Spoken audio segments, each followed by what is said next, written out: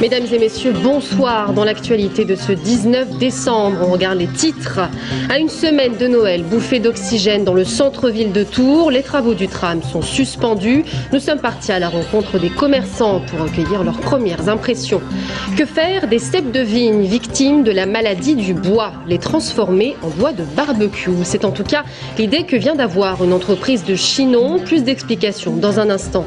Et enfin, une aire de jeu géante au parc des expositions à Tours qui fera en cette fin d'année le bonheur des petits mais aussi celui des grands.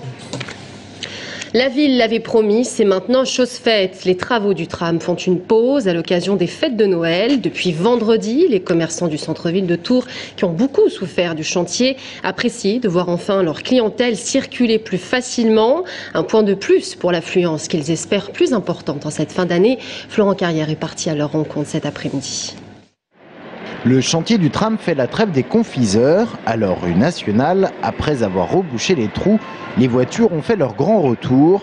Circulation et place de stationnement, bien pratique pour faire ces derniers achats de Noël. Oui, c'est plus agréable. On arrête la voiture juste à côté du magasin. C'était plus agréable pour les piétons, mais bon, pour tout le monde. Une trêve des travaux pendant 3 semaines, de quoi redonner le sourire aux commerçants. Car avec le chantier, la clientèle de semaine s'était faite rare. Les fins d'après-midi sont très difficiles parce qu'on sent que les gens ne vont pas en centre-ville en fin d'après-midi, ils rentrent directement chez eux. Et à partir de 16h, 17h, les rues sont très calmes. Ouais. Dans ce magasin à 2 pas de la rue Nationale, on ose croire à un surcroît d'activité cette semaine. En tout cas, dans cette librairie, on l'a bien senti. Depuis vendredi, la boutique a été réinvestie. C'est même flagrant. Dès l'arrêt des travaux, on a un public qu'on ne voyait plus qui revient. Et la preuve, samedi, on a fait une très bonne journée, dimanche aussi. Aujourd'hui, on a du monde. En tout cas, parole de commerçant, ce retour de la clientèle ne compensera pas le manque à gagner. Moins 10, moins 20% de chiffre d'affaires et même au-delà dans certains commerces. Cette trêve arrive à point nommé. Oui, parce que c'est la grande ligne droite pour nous, pour les achats. Donc il fallait absolument que les gens retrouvent un petit peu leur marque, et au moins pour cette période-là, pour faire leurs achats. Et on aurait aimé qu'elle soit un petit peu plus longue, au moins d'une semaine. Pour les soldes. Pour les soldes, pour le démarrage des soldes. Cette trêve marque également une étape dans le chantier du tram, car si les travaux de déviation des réseaux ne sont pas totalement terminés, on attend surtout prochainement les vrais travaux de la ligne. Eux, cette fois-ci, beaucoup plus importants, surtout lorsqu'ils s'accompagnent d'une vraie réfection de la voirie. Et puis durant les fêtes de fin d'année, les commerçants sont souvent confrontés à des vols à main armée. D'ailleurs, 2 braquages ont eu lieu ce week-end dans l'agglomération de Tours. Et justement, la Chambre du commerce et de l'industrie de Touraine a lancé aujourd'hui son dispositif Alerte Commerce. L'objectif, prévenir en temps réel et réagir rapidement lorsqu'un vol à main armée est signalé dans le secteur. Ce dispositif a déjà fait ses preuves dans d'autres départements. Anaïs Michaud. Le principe est simple. Les commerçants remplissent un formulaire sur le site de la Chambre de commerce et d'industrie de Touraine afin d'être inscrits à une liste de diffusion. Ainsi, la police nationale ou la gendarmerie leur envoie un SMS dès qu'un vol à main armée a été commis dans le secteur. Objectif : utiliser les moyens modernes de communication pour l'information que font les commerçants entre eux en prévenant leurs voisins qu'il y a une menace, telle ou telle personne qui fait des actes délictueux. Et donc ça, c'est maintenant à l'échelle du département pour que l'insécurité soit aussi dans le camp des malfaiteurs. Un dispositif bien utile puisque si les cambriolages ont diminué de 15% depuis le début de l'année, on en dénombre quand même 529 dans le département. Il y en a encore eu 2 dans l'agglomération tourangelle ce week-end. Un événement de vol à main armée donc au préjudice d'un bar donc du côté de la place Velpeau samedi soir à 20h50 et un autre événement similaire donc dimanche soir au préjudice d'une station-service donc route de Saint-Avertin sur Saint-Avertin. Vol à main armée aussi. Donc des comportements effectivement qui auraient bien pu justifier ce type donc de dispositif de prévention. Et la période des fêtes de fin d'année est propice à la recrudescence de ce type de méfaits. Aussi, les commerçants se félicitent de la mise en place de ce dispositif qu'ils réclamaient depuis 2 ans. Si on peut contribuer dans les commerces à faire en sorte que ça baisse encore plus, tant mieux, parce qu'on est forcément des cibles faciles, plus particulièrement, je vous dis, dans cette période de fête. Donc, unissons nos efforts, notre attention. En cas de vol à main armée, la démarche reste la même pour les commerçants, contactés avant tout le 17. Les commerces voisins, prévenus par SMS, pourront quant à eux fermer momentanément leur boutique ou bien renforcer leurs mesures préventives. Moi, je vais faire tous les t-shirts. Libre après 2457 jours en prison en Israël, le franco-palestinien Salah Hamouri a été libéré hier. Avec lui, ce sont 550 Palestiniens détenus qui sont aujourd'hui libres. Dans le cadre de la seconde phase de l'accord qui a permis la libération de Gilad Shalit il y a 2 mois. À 26 ans, Salah Hamouri aura passé 7 années en prison. La sénatrice maire Marie-France Beaufils a décroché ce matin son portrait qui était accroché en mairie depuis plusieurs mois. On l'écoute. Bien sûr, tout à la joie, y compris de sa famille, de ses amis, de le retrouver en liberté. Et j'espère qu'un jour, on aura l'occasion de l'accueillir ici à Saint-Pierre-des-Corps, où on a de nombreuses fois été amené à faire des interventions auprès du président de la République, auprès du gouvernement israélien. Notre idée étant que l'effort fait par le gouvernement français pour Gilad Shalit devait être aussi important que celui dont avait besoin Salah Hamouri pour pouvoir sortir de prison. En bref, cet accident ce matin dans le Loir-et-Cher, au niveau de la commune de Saint-Lubin en Vergonois, un poids lourd transportant des éléments de charpente métallique s'est couché le long du talus.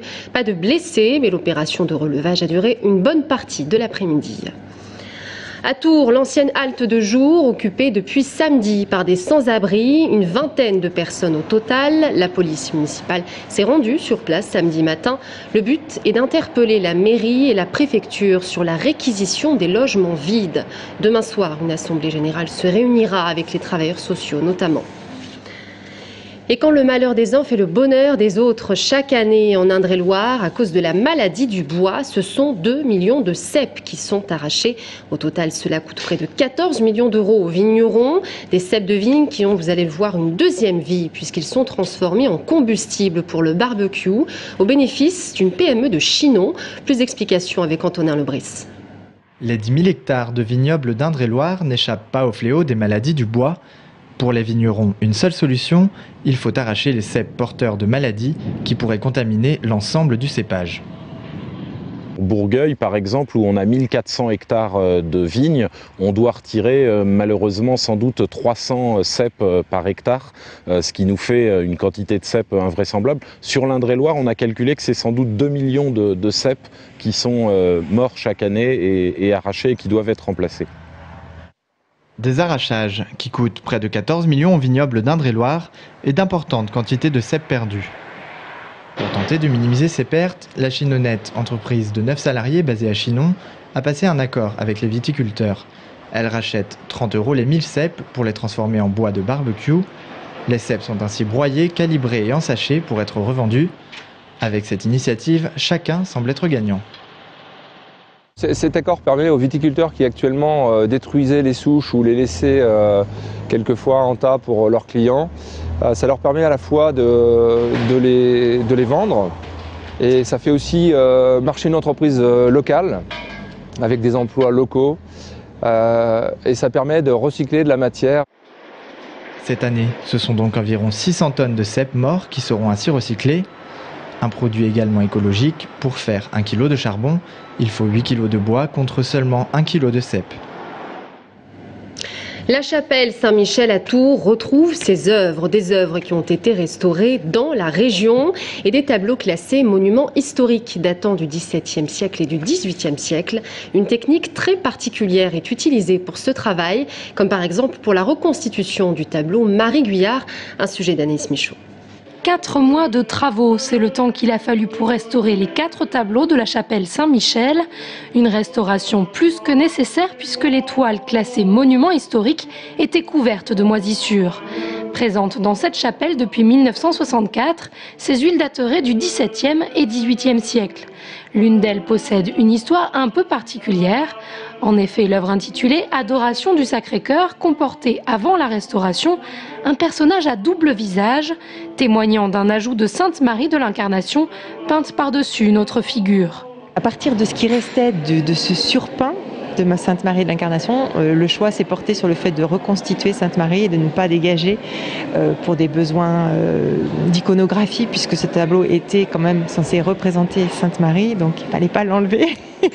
Donc reconstituer ce visage qui est peut-être un petit peu plus ingrat que celui qui est sous-jacent, mais voilà, qui a un intérêt historique et qui est important pour l'association Touraine Canada.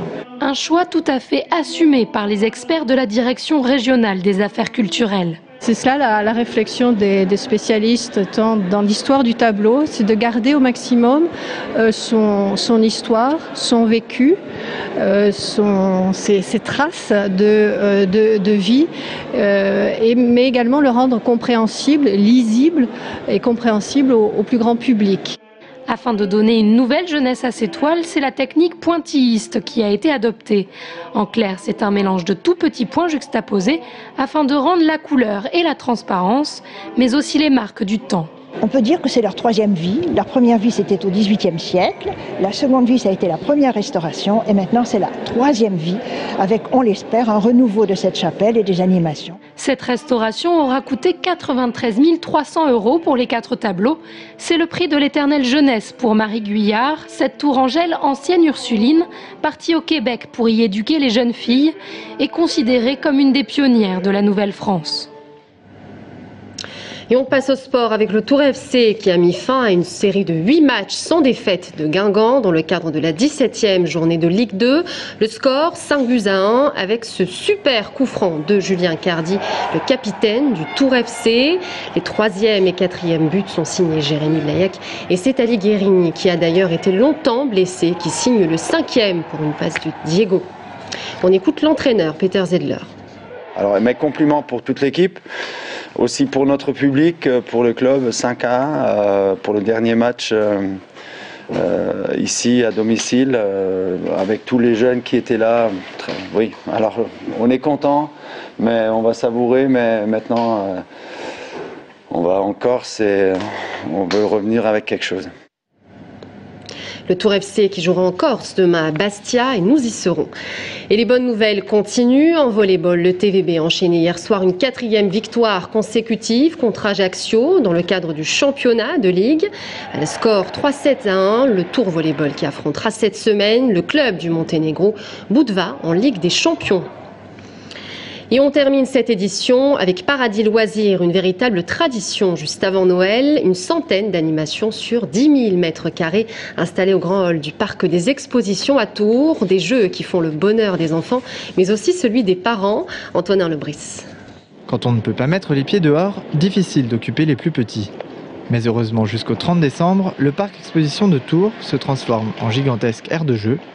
Sous le hall, ce sont ainsi près de 10 000 mètres carrés d'animation qui sont proposés. À l'intérieur, c'est une véritable marée de toboggans et autres châteaux gonflables sur lesquels on rebondit, alors que plus loin, d'autres s'affrontent, tels des sumos ou s'essayent à l'escalade sur le tronc d'un immense baobab. Certains se la jouent cow-boy, le temps d'un rodéo. Sans risque, là encore, la chute fait plus de peur que de mal.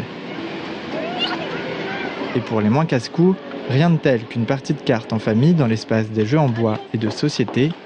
Quant aux plus âgés adeptes du bluff, sachez que des tournois de poker sont également organisés avant la finale du 30 décembre. En tout cas, petits ou grands, tous ont l'air plutôt conquis. Moi je trouve que l'escalade et les parcours acrobatiques c'est trop bien et puis les jeux gonflables aussi. Je m'amuse bien avec ça et ça et j'aime bien ce parc. C'est vraiment sympa, c'est pas très cher et les enfants ont de quoi s'amuser en quelques heures. Ils s'amusent, c'est fait pour eux, hein, c'est leur univers complètement. Les plus grands s'amusent aussi, ouais. Je vais avec eux de temps en temps dans les châteaux gonflables. Pour 10 €, c'est le prix de l'entrée, vous pourrez profiter sans modération des animations. Et dans les yeux de certains, c'était déjà un peu Noël avant l'heure.